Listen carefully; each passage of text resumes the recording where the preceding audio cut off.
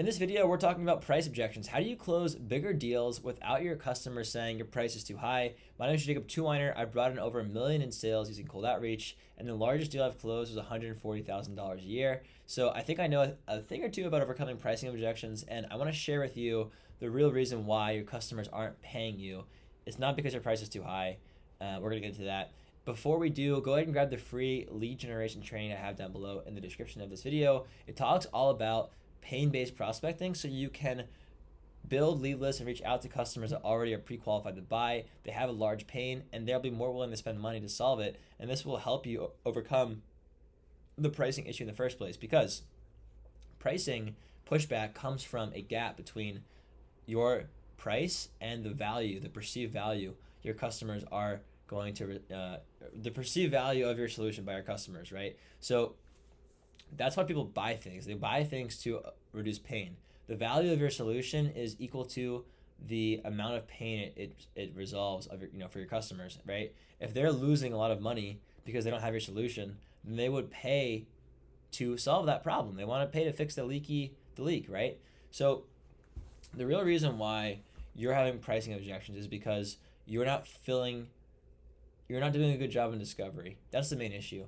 Assuming you're talking to the right kind of person, the discovery call is really where you sell the deal.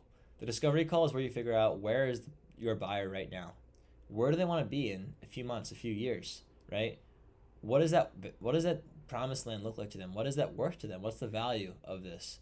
What's in their way? What challenges are they facing right now? Why are they having a hard time? Why are they unable to reach their goal? And how big is that challenge? How big is that roadblock? Right? What do they want to do about it? What solutions do they have in their mind? And hopefully it has to do with your solution, right? And what's the value of that solution? If you understand these things, also when do they want to implement the solution? When you get to the budget conversation, it's way easier to frame your price than it is if you just give them a price, right? I had a guy who I was coaching on Friday tell me he was on a cold call, and by the way, a cold call is the wrong place to discuss pricing. But I gave him a high level, answer about pricing in general. He told me that they were interested. They asked him for a price. He gave them the price. And then they just didn't, they said it's too high and they hung up, and that was it. The reason why deals die when you get the pricing is because your customers don't realize the value of your solution. So if you tell your customer, hey, Mr. Customer, it's going to be $50,000 per year, then they're going to go, oh, wow, that's a lot of money. 50 grand? I don't think so. And you're done. But if you did proper discovery and you understand, okay, this customer right now is doing about $3 million a year and they want to get to $5 million a year next year, but they only forecast that they're going to bring in an extra $1 million in the coming year. They're only going to get to $4 million because they're relying on referrals for growth. They don't have a consistent way to bring in business outside of referrals. Therefore, they don't have a way to add the extra $1 million of revenue. And that's why they want to talk to me, because they're considering hiring somebody to help them generate leads, to generate an extra $1 million of revenue. So if you understand that they need an extra $1 million of revenue to hit their goals, and if they don't hit their revenue targets, then they won't be able to get the loan that they need, let's say, to keep the business afloat, right? That's a big problem.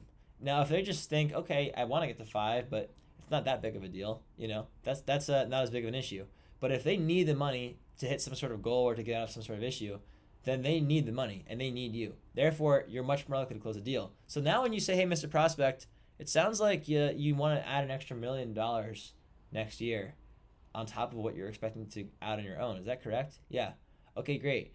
I think I can put together a plan for you that would help you get to $1 million a year. It's probably going to be between $60,000 and $70,000 roughly to get you to an extra $1 million a year. Does that sound okay to you? Yeah, that sounds great. So when you frame it as $60K to $70K to get them to $1 million, that's a massive return on investment. And now it's, spending 60 grand to get $1 million back looks like nothing. When you just say 60 grand and that's it, you don't add any value in there. You don't frame the 60K in terms of the value of the solution that they're going to get. Well, now they're not going to want to buy. But if you frame it up properly, the price doesn't really matter so much, especially when you're adding so much value. And this is, by the way, assuming you actually can add this much value. If you don't want to lie to customers, but if you actually can provide the value, you should frame it up this way. I told this to the guy on my coaching call on Friday, and he told me via email actually recently. I can actually pull up the email and show you. Jacob, I used your approach for my 130 call. Found out the guy wants to increase his net by 10K. I bid my package at 2K. He is taking it back to discuss with his partners. It was a positive call, and I think it has a 75% chance of closing. So this is right after he told me that he got rejected on price like the day before.